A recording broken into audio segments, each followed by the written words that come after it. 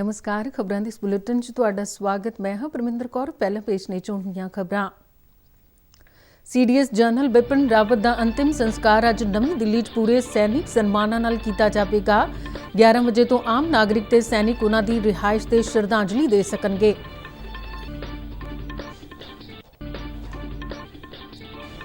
संयुक्त किसान मोर्चे ने अंदोलन मुलतवी करन दा कीता ऐलान। पलक तो दिल्ली बॉर्डर तो हटना शुरू करनगे।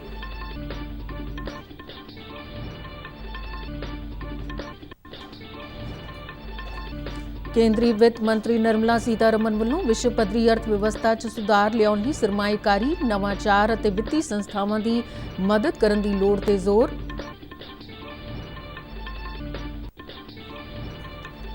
ਪੰਜਾਬ ਦੇ ਰਾਜਪਾਲ ਬਨਵਾਰੀ ਲਾਲ ਪੁਰੋਹਿਤ ਨੇ ਭਾਸ਼ਾ, ਸਾਹਿਤ ਅਤੇ ਸੱਭਿਆਚਾਰ ਦੇ ਪ੍ਰਸਾਰ ਲਈ ਪੰਜਾਬੀ ਯੂਨੀਵਰਸਿਟੀ ਦੀ ਕੀਤੀ ਸ਼ਲਾਘਾ।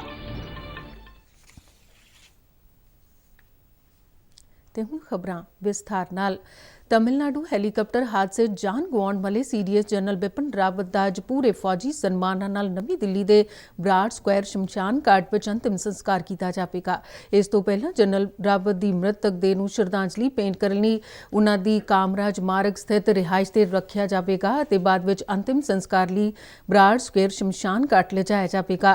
जनरल रावत, उन्हां दी पत्नी मधुलिका रावत ते 11 होर फौजियां दीआं मृतक देहां कल शाम हवाई फौज के एक विशेष जहाज राही दिल्ली के पालम हवाई अड्डे ते लिआंदियां गईयां सन, जिथे प्रधानमंत्री नरेंद्र मोदी, रक्षा मंत्री राजनाथ सिंह ਅਤੇ कौमी सुरक्षा सलाहकार अजीत डोभाल ने उन्होंने श्रद्धांजलियां दित्तियां।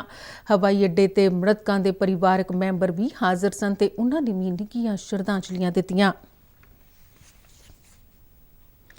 तमिलनाडु च होए हैलीकाप्टर हादसे च तरन तारण के खेमकरण इलाके के दोधी सोडियां के वसनीक नायक गुरसेवक सिंह की भी जान गई है। 31 साल के नायक गुरसेवक सिंह के घर जानकारी मिलने तो बाद पूरे पिंड समेत इलाके च सोग छा गया। तरन तारण तो साडे पत्रकार अमित मरवाहा ने दस्सिया कि गुरसेवक की अपने पिता काबल सिंह नाल कुछ दिन पहलां गल हुई सी ते उन्हां एक हफ्ते च घर आउण दी गल आखी सी। गुरसेवक के घर लगी भीड़ तो उसकी बीमार पत्नी जसप्रीत कौर हैरान है। गुरसेवक दीआं 2 कुड़ियां ते एक मुंडा है। इस दौरान फौज की एक टुकड़ी वालों नायक गुरसेवक के पिता काबल सिंह का DNA टैसट लई सैंपल लिया गया। संयुक्त किसान मोर्चा ने 3 खेती कानूनों से संबंधित मुद्दों को लैके अपना अंदोलन मुलतवी करने का ऐलान किया है। नवी दिल्ली च एक प्रेस कानफ्रेंस को संबोधन करदे गुरनाम सिंह झड़ूनी ने कहा कि फैसला किसान आगुआं की मीटिंग च किया गया। उन्होंने दस्सिया कि अंदोलनकारी किसान 11 दसंबर तो सिंघू बॉर्डर छड्डना शुरू कर देंगे। उन्होंने कहा कि किसान आगू 15 जनवरी को समीक्षा मीटिंग करेंगे। अभी जो हमारा आंदोलन है वो जो सरकार ने वादे किए हैं उन वादों के अनुसार अभी आंदोलन को हम स्थगित किया है और हर महीने उसकी समीक्षा करते रहेंगे। 15 जनवरी को फिर SKM की मीटिंग बनाई है। इस दौरान पंजाब BJP के प्रधान अश्विनी शर्मा ने किसानों वालों अपना अंदोलन वापस लैण के फैसले का स्वागत किया है। इधर पंजाब लोक कांग्रेस पार्टी के प्रधान कैप्टन अमरिंदर सिंह ने भी अंदोलन खत्म होने ते खुशी का इजहार किया है। केंद्रीय वित्त मंत्री निर्मला सीतारमण ने इंडोनेशिया की मेज़बानी हेठ बाली च करवाए गए अंतर्राष्ट्रीय सम्मेलन च वर्चुअल तौर पर हिस्सा लिया। G20 देशों के सैमीनार का विषय रिकवर टुगैदर रिकवर स्ट्रोंगर यानी कि अर्थचारे की बहाली और मजबूती लिए एकजुट होने लई उन्होंने विश्व पद्धरी अर्थचारे नूं मजबूत, टिकाऊ, समावेशी और संतुलित व्यवस्था की पैरवी की।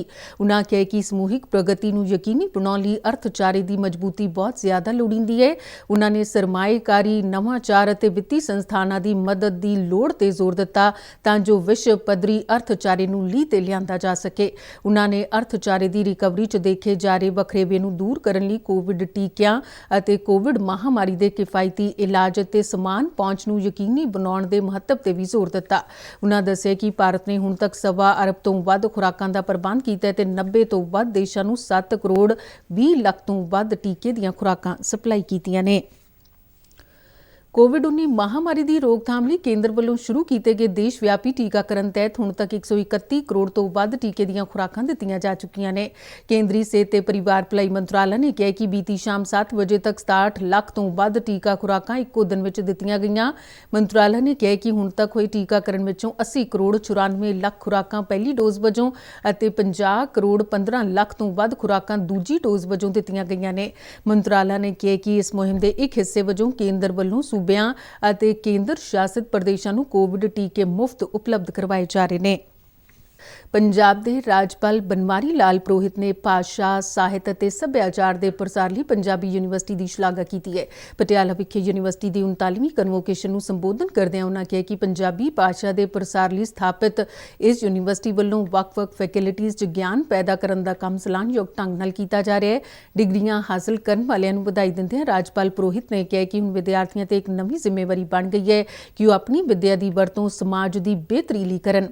ਰਾਜਪਾਲ ਨੇ PhD ਦੀਆਂ ਡਿਗਰੀਆਂ ਤੇ ਵੱਖ-ਵੱਖ ਕੋਰਸਾਂ 'ਚ ਸਰਵੋਤਮ ਰਹਿਣ ਵਾਲਿਆਂ ਨੂੰ ਮੈਡਲ ਅਤੇ ਚਾਂਸਲਰ ਮੈਡਲ ਪ੍ਰਦਾਨ ਕੀਤੇ। ਵਾਈਸ ਚਾਂਸਲਰ ਪ੍ਰੋਫੈਸਰ ਅਰਵਿੰਦ ਅਤੇ ਪੰਜਾਬੀ ਮੂਲ ਦੀ ਪਹਿਲੀ ਭਾਰਤੀ ਔਰਤ ਪ੍ਰੋਫੈਸਰ ਗਗਨਦੀਪ ਕੰਗ ਵੀ ਇਸ ਮੌਕੇ ਹਾਜ਼ਰ ਸਨ। ਪ੍ਰੋਫੈਸਰ ਕੰਗ ਨੂੰ ਰਾਇਲ ਸੁਸਾਇਟੀ ਦੀ ਮੈਂਬਰ ਹੋਣ ਦਾ ਮਾਣ ਹਾਸਲ ਹੈ। ਪੰਜਾਬ ਵਿਧਾਨ ਸਭਾ ਦੀਆਂ ਆਉਂਦੀਆਂ ਚੋਣਾਂ ਲਈ ਤਿਆਰੀਆਂ ਸੰਬੰਧੀ ਅੱਜ ਅਸੀਂ ਪੇਸ਼ ਕਰ ਰਹੇ ਹਾਂ ਫਾਜ਼ਿਲਕਾ ਜ਼ਿਲ੍ਹਾ ਪ੍ਰਸ਼ਾਸਨ ਵੱਲੋਂ ਕੀਤੀਆਂ ਜਾ ਰਹੀਆਂ ਤਿਆਰੀਆਂ ਤੇ ਆਧਾਰਿਤ ਇਹ ਰਿਪੋਰਟ। ਸਰਹੱਦੀ ਜ਼ਿਲ੍ਹਾ ਫਾਜ਼ਿਲਕਾ ਵਿੱਚ ਇਨੀ ਦਿਨੀ ਸਿਆਸੀ ਸਰਗਰਮੀਆਂ ਦੇ ਨਾਲ ਚੋਣ ਤਿਆਰੀਆਂ ਦਾ ਵੀ ਜ਼ੋਰ ਹੈ। ਪ੍ਰਸ਼ਾਸਨ ਵੱਲੋਂ ਜਿੱਥੇ ਵੋਟਰ ਸੂਚੀਆਂ ਦੀ ਸੁਧਾਈ ਦਾ ਕੰਮ ਲਗਾਤਾਰ ਜਾਰੀ ਹੈ, ਉੱਥੇ ਨਵੀਆਂ ਵੋਟਾਂ ਬਣਾਉਣ ਅਤੇ ਲੋਕਾਂ ਨੂੰ ਵੋਟ ਦੇਣ ਦੇ ਅਧਿਕਾਰ ਤੋਂ ਇਲਾਵਾ ਵੋਟ ਪਾਉਣ ਦੇ ਤਰੀਕੇ ਤੋਂ ਵੀ ਜਾਣੂ ਕਰਵਾਇਆ ਜਾ ਰਿਹਾ ਹੈ। ਫਾਜ਼ਿਲਕਾ ਜ਼ਿਲ੍ਹੇ ਵਿੱਚ ਬੱਲੂਆਣਾ, ਅਬੋਹਰ, ਫਾਜ਼ਿਲਕਾ ਅਤੇ ਜਲਾਲਾਬਾਦ 4 ਵਿਧਾਨ ਸਭਾ ਹਲਕੇ ਪੈਂਦੇ ਨੇ। ਇਸ ਜ਼ਿਲ੍ਹੇ ਵਿੱਚ ਕੁੱਲ 7,25,000 ਵੋਟਰ ਨੇ। ਜ਼ਿਲ੍ਹੇ ਦੀ ਡਿਪਟੀ ਕਮਿਸ਼ਨਰ ਤੇ ਚੋਣ ਅਧਿਕਾਰੀ ਬਬੀਤਾ ਕਲੇਰ ਅਨੁਸਾਰ ਜ਼ਿਲ੍ਹੇ ਭਰ ਵਿੱਚ 360 ਪਿੰਡ ਪੈਂਦੇ ਨੇ ਤੇ ਕੁੱਲ ਮਿਲਾ ਕੇ 835 ਪੋਲਿੰਗ ਬੂਥ ਸਥਾਪਿਤ ਕੀਤੇ ਗਏ ਨੇ। ਜ਼ਿਲ੍ਹੇ ਦੇ ਸਕੂਲਾਂ ਅਤੇ ਕਾਲਜਾਂ ਵਿੱਚ ਸਵੀਪ ਗਤੀਵਿਧੀਆਂ ਜਾਰੀ ਨੇ। ਡਿਪਟੀ ਕਮਿਸ਼ਨਰ ਅਨੁਸਾਰ ਇਸ ਸਰਹੱਦੀ ਜ਼ਿਲ੍ਹੇ ਵਿੱਚ ਚੋਣ ਅਮਲ ਨੂੰ ਸ਼ਾਂਤਮਈ ਅਤੇ ਸੁਚਾਰੂ ਢੰਗ ਨਾਲ ਨੇਪਰੇ ਚਾੜਨ ਦੀਆਂ ਪੂਰੀਆਂ ਤਿਆਰੀਆਂ ਕੀਤੀਆਂ ਜਾ ਰਹੀਆਂ ਨੇ। ਇਲੈਕਸ਼ਨ ਕਮਿਸ਼ਨ ਦੀ ਹਦਾਇਤਾਂ ਦੇ ਉੱਤੇ ਪਿੱਛੇ ਜਿਹੜੇ ਹੈਗੇ ਨਵੇਂ ਵੋਟਰ ਬਣਾਉਣ ਦਾ ਪ੍ਰੋਸੈਸ ਚਾਲੂ ਹੈਗਾ ਸੀਗਾ। ਉਹਦੇ 3 ਨਵੰਬਰ ਤੱਕ ਅਸੀਂ ਫਾਰਮਸ ਲਏ ਹੈਗੇ ਨੇ। ਅਸੀਂ ਸਵੀਪ ਐਕਟੀਵਿਟੀਜ਼ ਕੀਤੀਆਂ ਤੇ ਸਵੀਪ ਐਕਟੀਵਿਟੀਜ਼ ਦੇ ਮੱਦੇਨਜ਼ਰ ਸਾਡੀ ਸਕਸੈਸਫੁਲ ਰਹੀ ਹੈਗੀ ਮੁਹਿੰਮ। ਸਾਡੇ ਕੋਲ 18+ ਜਿਹੜੇ ਵੋਟਰ ਹੈਗੇ ਮੈਕਸਿਮਮ ਨੰਬਰ ਦੇ ਵਿੱਚ ਆਏ ਹੈਗੇ ਆ। ਉਸ ਤੋਂ ਬਾਅਦ ਹੁਣ ਇਹਨਾਂ ਫਾਰਮਸ ਨੂੰ ਪ੍ਰੋਸੈਸਿੰਗ ਦਾ ਸਾਡਾ ਕੰਮ ਚੱਲ ਰਿਹਾ ਹੈਗਾ ਕਿ ਉਹਨਾਂ ਦੀ ਸਾਰੀ ਵੈਰੀਫਿਕੇਸ਼ਨ ਹੋਣ ਤੋਂ ਬਾਅਦ ਪ੍ਰੋਪਰ ਵੋਟਸ ਬਣ ਜਾਣਗੀਆਂ ਸਾਡੀਆਂ। ਫਾਜ਼ਿਲਕਾ ਤੋਂ ਸੁਨੀਲ ਨਾਗਪਾਲ ਦੀ ਰਿਪੋਰਟ। ਰੂਪਨਗਰ ਡਿਵੀਜ਼ਨ ਦੇ ਕਮਿਸ਼ਨਰ ਮਨਵੇਸ਼ ਸਿੰਘ ਸਿੱਧੂ ਨੇ ਵਿਧਾਨ ਸਭਾ ਚੋਣਾਂ ਬਾਰੇ ਗੁਆਂਢੀ ਸੂਬਿਆਂ ਹਰਿਆਣਾ ਤੇ ਹਿਮਾਚਲ ਪ੍ਰਦੇਸ਼ ਦੇ ਸਿਵਲ ਅਤੇ ਪੁਲਿਸ ਅਧਿਕਾਰੀਆਂ ਨਾਲ ਵੀਡੀਓ ਕਾਨਫਰੰਸਿੰਗ ਰਾਹੀਂ ਇੱਕ ਮੀਟਿੰਗ ਕੀਤੀ। ਇਸ ਮੀਟਿੰਗ 'ਚ ਪੰਜਾਬ 'ਚ ਚੋਣਾਂ ਦੌਰਾਨ ਅਮਨ ਕਾਨੂੰਨ ਦੀ ਸਥਿਤੀ ਅਤੇ ਗੁਆਂਢੀ ਸੂਬਿਆਂ ਤੋਂ ਨਾਜਾਇਜ਼ ਸ਼ਰਾਬ, ਨਕਦੀ ਅਤੇ ਹਥਿਆਰਾਂ ਦੀ ਆਮਦ ਰੋਕਣ ਲਈ ਤਾਲਮੇਲ ਬਾਰੇ ਚਰਚਾ ਕੀਤੀ ਗਈ। ਮਨਵੇਸ਼ ਸਿੰਘ ਸਿੱਧੂ ਨੇ ਕਿਹਾ ਕਿ ਚੋਣ ਅਮਲ ਨੂੰ ਸੁਚੱਜੇ ਢੰਗ ਨਾਲ ਨੇਪਰੇ ਚਾੜਨ ਲਈ ਸਾਰਿਆਂ ਵਿਚਾਲੇ ਤਾਲਮੇਲ ਬੇਹੱਦ ਜ਼ਰੂਰੀ ਹੈ। ਉਨ੍ਹਾਂ ਚੋਣ ਜ਼ਾਬਤਾ ਲਾਗੂ ਹੋਣ ਮਗਰੋਂ ਗੁਆਂਢੀ ਸੂਬਿਆਂ ਦੇ ਪ੍ਰਸ਼ਾਸਨ ਨੂੰ ਤੁਰੰਤ ਢੁਕਵੇਂ ਕਦਮ ਲਾਗੂ ਕਰਨਾ ਯਕੀਨੀ ਬਣਾਉਣ ਲਈ ਆਖਿਆ।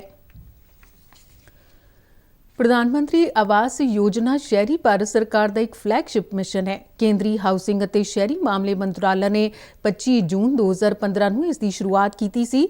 ਮਿਸ਼ਨ ਤਹਿਤ ਜਲੰਧਰ ਨਗਰ ਨਿਗਮ ਦੀ ਹੱਦ ਵਿੱਚ ਤਕਰੀਬਨ 3000 ਜ਼ਰੂਰਤਮੰਦਾਂ ਲਈ ਮਕਾਨਾਂ ਦੀ ਉਸਾਰੀ ਕੀਤੀ ਜਾਵੇਗੀ। ਇੱਕ ਰਿਪੋਰਟ। ਪ੍ਰਧਾਨ ਮੰਤਰੀ ਆਵਾਸ ਯੋਜਨਾ ਦਾ ਮੰਤਵ ਆਪਣੇ ਮਕਾਨ ਤੋਂ ਵਾਂਝੇ ਲੋਕਾਂ ਨੂੰ ਮਕਾਨ ਬਣਾਉਣ ਜਾਂ ਮਕਾਨ ਨੂੰ ਠੀਕ ਕਰਾਉਣ ਲਈ ਮਾਲੀ ਮਦਦ ਦੇਣਾ ਹੈ। ਯੋਜਨਾ ਤਹਿਤ ਨਗਰ ਨਿਗਮ ਜਲੰਧਰ ਦੀ ਹੱਦ ਵਿੱਚ ਹੋਏ ਸਰਵੇ ਮਗਰੋਂ ਲਾਭਪਾਤਰੀਆਂ ਦੀ ਪਛਾਣ ਕੀਤੀ ਗਈ। ਕਈ ਘਰਾਂ ਦਾ ਨਿਰਮਾਣ ਕਾਰਜ ਪੂਰਾ ਕਰ ਲਿਆ ਗਿਆ ਹੈ, ਜਦਕਿ ਬਾਕੀ ਤੇ ਕੰਮ ਚੱਲ ਰਿਹਾ ਹੈ। ਮਕਾਨ ਮਿਲਣ ਨਾਲ ਇਸ ਯੋਜਨਾ ਦੇ ਲਾਭਪਾਤਰੀ ਖੁਸ਼ ਨੇ ਅਤੇ ਕੇਂਦਰ ਸਰਕਾਰ ਦਾ ਧੰਨਵਾਦ ਕਰਦੇ ਨੇ। ਮੈਂ ਬਹੁਤ ਧੰਨਵਾਦ ਕਰਦਾ ਸੈਂਟਰ ਗਵਰਨਮੈਂਟ ਦਾ, ਜਿਨ੍ਹਾਂ ਨੇ ਆਮ ਲੋਕਾਂ ਦੇ ਜਿਨ੍ਹਾਂ ਦੇ ਸਿਰ ਤੇ ਛੱਤ ਨਹੀਂ ਸੀ ਉਹਨਾਂ ਨੂੰ ਸਹਿਯੋਗ ਦਿੱਤਾ ਔਰ ਸਾਥ ਦਿੱਤਾ ਉਹਨਾਂ ਦਾ। ਔਰ ਮੈਂ ਬਾਕੀਆਂ ਦਾ ਵੀ ਬੇਨਤੀ ਕਰਦਾ ਕਿ ਜਿਹੜੀ ਸੈਂਟਰ ਗਵਰਨਮੈਂਟ ਦੀ ਜਿੰਨੀਆਂ ਵੀ ਸਕੀਮਾਂ ਚੱਲ ਰਹੀਆਂ ਆਪਾਂ ਸਾਰਿਆਂ ਨੂੰ ਉਹਦਾ ਸਾਥ ਦੇ ਔਰ ਸਹਿਯੋਗ ਲੈਣਾ ਚਾਹੀਦਾ ਔਰ ਫਾਇਦਾ ਲੈਣਾ ਚਾਹੀਦਾ। ਔਰ ਮੈਂ ਖਾਸ ਤੌਰ ਤੇ ਕੇਂਦਰ ਸਰਕਾਰ ਦਾ ਬਹੁਤ ਧੰਨਵਾਦ ਕਰਦਾ ਜੀ। ਪਹਿਲਾਂ ਸਾਡੇ ਸੀਗੇ ਕੱਚੇ ਮਕਾਨ ਸੀ, ਬਾਲਿਆਂ ਵਾਲੀ ਛੱਤ ਸੀ ਤੇ ਚੌਂਦੇ ਸੀਗੇ ਸਾਰੇ।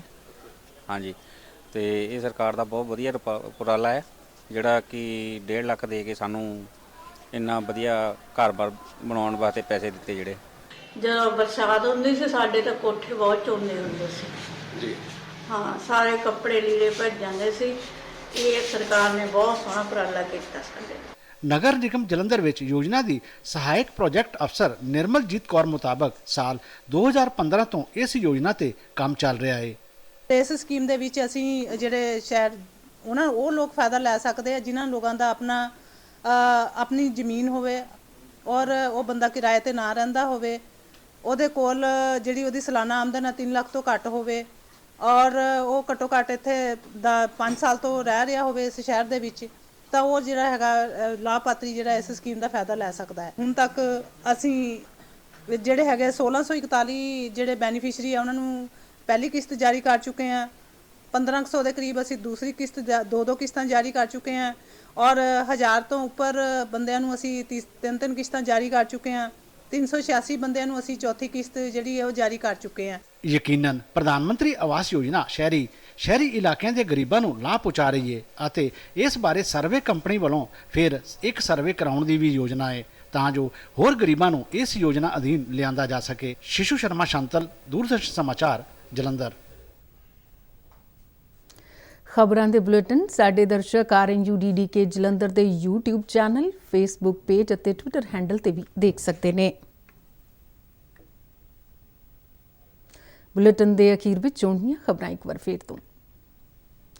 CDS ਜਨਰਲ ਬਿਪਿਨ ਰਾਵਤ ਦਾ ਅੰਤਿਮ ਸੰਸਕਾਰ ਅੱਜ ਨਵੀਂ ਦਿੱਲੀ 'ਚ ਪੂਰੇ ਸੈਨਿਕ ਸਨਮਾਨਾਂ ਨਾਲ ਕੀਤਾ ਜਾਵੇਗਾ।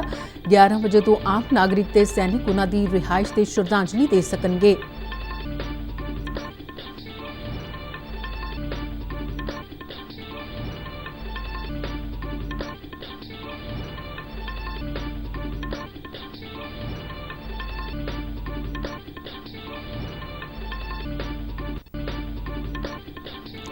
ਸੰਯੁਕਤ ਕਿਸਾਨ ਮੋਰਚੇ ਨੇ ਅੰਦੋਲਨ ਮੁਲਤਵੀ ਕਰਨ ਦਾ ਕੀਤਾ ਐਲਾਨ। ਪਲਕ ਤੋਂ ਦਿੱਲੀ ਬਾਰਡਰ ਤੋਂ ਹਟਣਾ ਸ਼ੁਰੂ ਕਰਨਗੇ।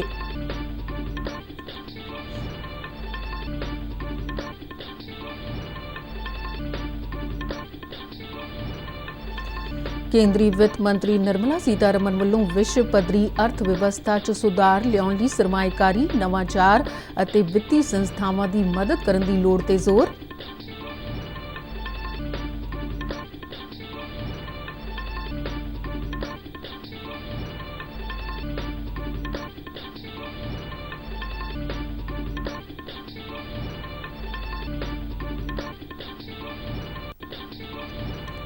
ਪੰਜਾਬ ਦੇ ਰਾਜਪਾਲ ਬਨਵਾਰੀ ਲਾਲ ਪੁਰੋਹਿਤ ਨੇ ਭਾਸ਼ਾ, ਸਾਹਿਤ ਅਤੇ ਸੱਭਿਆਚਾਰ ਦੇ ਪ੍ਰਸਾਰ ਲਈ ਪੰਜਾਬੀ ਯੂਨੀਵਰਸਿਟੀ ਦੀ ਕੀਤੀ ਸ਼ਲਾਘਾ।